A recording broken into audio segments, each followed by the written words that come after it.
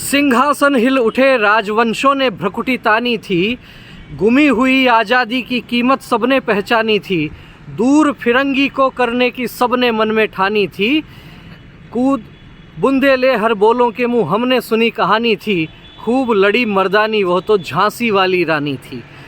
जी हाँ, हम आ गए हैं झांसी के किले में।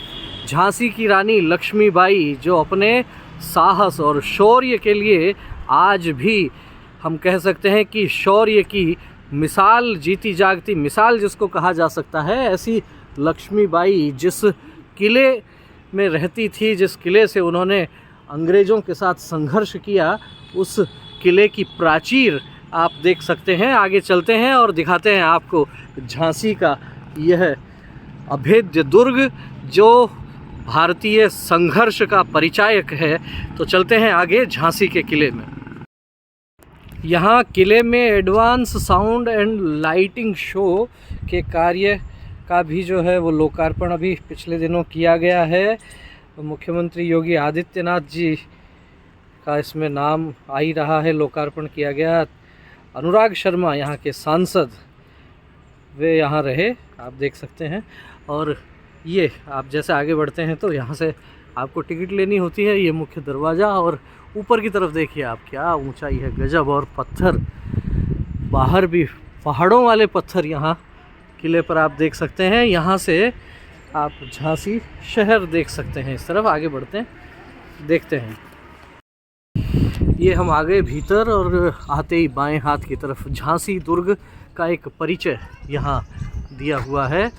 और ये बताया गया है कि 1613 में इस दुर्ग का निर्माण किया गया और ओरछा के बुंदेल राजा वीर सिंह जूदेव द्वारा यहाँ बंगरा नामक पहाड़ी पर इस दुर्ग का निर्माण हुआ। 1731 में ये मराठों के अंतर्गत आ गया और पूरा इसका इतिहास यहाँ लिखा गया है। आगे बढ़ते हैं तो ये झांसी की रानी कवयित्री सुभद्रा कुमारी चौहान की जो प्रसिद्ध कविता है, जिसकी कुछ पंक्तियाँ मैंने प्रारंभ में आपके समक्ष निवेदित की, वो पूरी कविता यहाँ लिखी हुई है।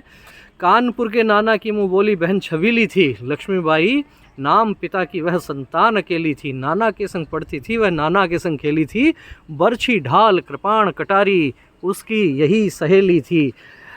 ये आपको प्राचीर दिख रही हैं। और आगे बढ़ते हैं इस किले में जाने के लिए, और जब हम घूम के पहुंचेंगे तो ये किले का मुख्य द्वार है। तो मुख्य द्वार से फिर आगे बढ़ते हैं। ये घुमावदार रास्ते से हम आ गए। ऊपर आप देख सकते हैं झरोके, और ये आ गया इस दुर्ग का, इस किले का मुख्य द्वार।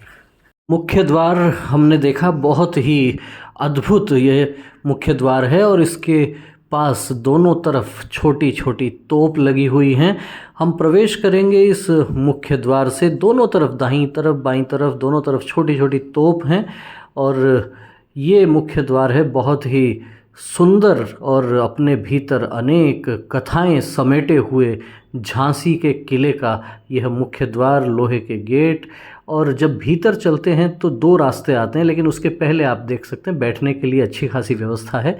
हम दाहिनी तरफ घूमते हैं और यहाँ पंच महल आता है और गौज खान की कब्र, ये यहाँ आप देख सकते हैं। अमोद बाग है। तो हम आगे बढ़ते हैं दाहिनी तरफ, दाईं तरफ आगे बढ़ते हैं तो ये हम आ जाते हैं पंचमहल के पास। आप देख रहे हैं स्क्रीन पर पंचमहल, पुराने समय का ये भवन, निर्माण उसी प्रकार का, और सामने बहुत ही खूबसूरत पेड़ पौधे, प्रकृति, और पंचमहल का यहाँ वर्णन लिखा हुआ है। पंचतलीय भवन जो राजा वीर सिंह जूदेव द्वारा निर्मित कराया गया था। रानी लक्ष्मीबाई ने भी विशेष रूप से इसके भूतल का प्रयोग किया जो उनके सभा कक्ष के काम आता था। प्रथम तल के एक कक्ष में रानी ठहरती थी। इस भवन का ऊपरी तल ब्रिटिश शासन काल में बनवाया गया था। पुरातात्विक अन्वेषण से यहाँ की विशिष्ट जल निकास प्रणाली के अवशेष प्रकाश में आए हैं। पंचमहल की पूरी जानकारी यहाँ दी गई है और लिखा गया है। जब भी आप कहीं दुर्ग में जाते हैं तो आपको पढ़ना ही चाहिए। यहाँ 1986 कुछ अंकित किया हुआ था। आगे हम बढ़ते हैं, खुला मैदान आपको देखने को मिलता है। बहुत ही स्वच्छता यहाँ आकर्षक है, पेड़ पौधे बहुत सुंदर हैं। हालांकि मेरा जाना हुआ यहाँ गर्मी के मौसम में, और गर्मी में तेज़ धूप में फिर दुर्ग की चढ़ाई, ये आपका कहीं ना कहीं स्टेमिना का भी टेस्ट ले लेती है। और तिरंगा फहराता हुआ दिख रहा है इस दुर्ग पर, ऊंचाई पर आप देख सकते हैं भारतीय आन बान शान का प्रतीक तिरंगा। वहाँ तक भी हम पहुँचेंगे, लेकिन दुर्ग में इस किले में आगे चलते चलते जिस तरीके के रास्ते हैं, कभी किसी दौर में इन रास्तों से मुझे लगता है कि घोड़े आया जाया करते होंगे। जिस तरीके की हल्की चढ़ाई है और पत्थर जमा दिए गए हैं वहाँ पर बहुत अच्छे से, और जगह जगह ये कविताओं की पंक्तियाँ चल रही हैं। बुंदेले हर बोलों के मुँह हमने सुनी कहानी थी, चित्र अंकित किया गया है। आप देख सकते हैं कि पत्थर पर जो ये शानदार कलाकारी है ये बहुत आकर्षित करती है। जब आप इस तरह के स्थान पर जाते हैं, ख़ासतौर पर छोटे बच्चों को लेकर जाते हैं, तो उनको भारतीय इतिहास की जानकारी होती है। हम काफ़ी ऊंचाई पर हैं और नीचे आप देख सकते हैं ये पूरा झांसी शहर आप यहाँ से देख सकते हैं, काफ़ी ऊंचाई है। जैसा मैं कह रहा था, स्टेमिना टेस्ट हो जाता है ऊपर आते आते, और पूरा शहर आप देख सकते हैं दोनों तीनों तरफ से। ऊपर काफ़ी ऊंचाई पर हमारा तिरंगा और नीचे की तरफ ये शहर, पास में कोई स्पोर्ट्स ग्राउंड भी नज़र आते हैं बड़े बड़े। और इस किले की आप दीवारें देखेंगे तो आप हतप्रभ रह जाएंगे। ऊपर से पूरा किला दिखता है, पंचमहल दिख रहा है यहाँ से, और साथ ही साथ पेड़ पौधे दिख रहे हैं। पूरे किले का आप निरीक्षण कर सकते हैं। हम संभवतः इस किले की सबसे ऊंचाई वाले स्थान पर अभी मैं पहुंच गया हूं, और सबसे ऊंचाई वाला जो स्थान है वो है जहां तिरंगा लगा हुआ है। ये तिरंगा लगा हुआ है, आप देख सकते हैं। इसको जिस तरीके से बांध रखा है पोल के साथ में, इसका संतुलन बनाया गया है। लाइट्स की बहुत अच्छी व्यवस्था है और रेलिंग लगा के इसको और मनमोहक बनाया गया है। दूसरी तरफ का नज़ारा आप झांसी शहर का यहाँ से देख सकते हैं। अभी हमने एक दूसरे एंगल से आपको दिखाया था, ये एक और अलग पक्ष है झांसी का। और आप जब इतनी ऊंचाई पर होते हैं तो जो नीचे शहर बसा हुआ है उसको बहुत आसानी से आप देख सकते हैं। बहुत ही खूबसूरती, दोपहर का समय है, धूप बहुत तेज़ है, लेकिन अपने ऐतिहासिक प्रसंगों को समेटे हुए ये एक अद्भुत स्थान जो आपके भीतर एक साहस का भाव जगाता है। एक महारानी लक्ष्मीबाई का पुण्य स्मरण यहाँ होता है। आगे बढ़ते हैं, बहुत चौड़ी चौड़ी प्राचीर, और यहाँ से ऐसा लगता है कि ये जो नीचे की तरफ आप स्थान देख रहे हैं संभवतः ये उस दौर के जेल खाने रहे होंगे, यहाँ कैदियों को रखा जाता होगा। फिर खुली जगह है और बहुत अच्छा मेंटेन किया हुआ है, साफ़ सफाई आप देख सकते हैं। भवन किला भले ही ये बहुत पुराना हो गया होगा, लेकिन इसको बहुत अच्छे तरीके से अभी भी संभाल कर रखा गया है। आसपास में जैसे आप देख रहे हैं फूल हैं, पेड़ पौधे हैं, और साथ ही इस तरीके के देखिए आप ये झरोखे हैं। यहाँ आप जब बैठते हैं तो दो तरफ से तीन तरफ से बहुत ही अच्छी हवा आती है। गर्मी चाहे जितनी हो, लेकिन हवा आपको यहाँ ठंडी ही मिलेगी।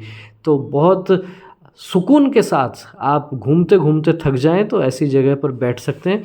ये आपने देखे होंगे, ये जो जिस तरह का शिल्प है, जिस तरह का निर्माण है किले का, ये बीच में कुछ जगह छोड़ दी जाती हैं जहाँ से हथियार चलाए जा सकते हैं, जहाँ से बंदूक चलाई जा सकती थी, जहाँ से देखा जा सकता था कि कौन आ रहा है।